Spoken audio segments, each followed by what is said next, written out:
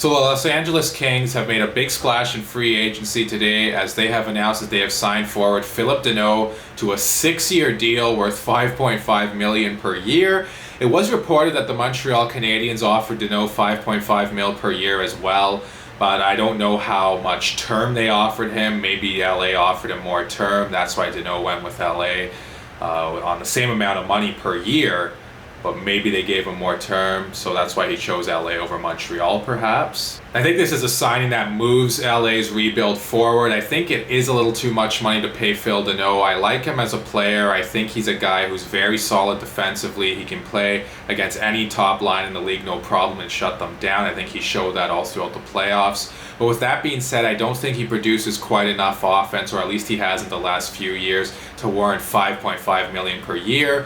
I don't think it's a massive overpayment. I think it's a slight overpayment. I wouldn't have given him more than maybe 4.8 per year on like a 5 or 6 year deal or something like that. And for Los Angeles, they're looking pretty strong at the center ice position. You'd have to think Danault would play second line center behind Anze Kopitar. Quinton Byfield will probably be the third line center, as he'll be shielded by Danault and Kopitar and get lesser matchups. Let him develop more, let the kid gain some confidence. Don't throw him into the fire right away, but who knows, stranger things have happened. So for Danault, maybe he'll produce more offense on the second line for LA. He was playing first line center, I believe, most of the time in Montreal. So like I said, maybe gain a little bit lesser matchups as the second or third line guy. Maybe he can produce even more offense. Maybe he can be a 50, maybe even 60-point guy. Who knows? We'll have to see. Staying in the Pacific Division, the Seattle Kraken have signed forward Jaden Schwartz to a 5-year deal worth $5.5 million per year. They also signed goaltender Philip Grubauer to a 6-year deal worth $5.9 million per year. So obviously the Kraken did not have a ton of faith in Chris Driedger being their #1 goalie. They bring in Philip Grubauer. Now they're less likely to get caved in on most nights. Not that I was saying that, Driedger's going to be a really bad goalie or anything like that.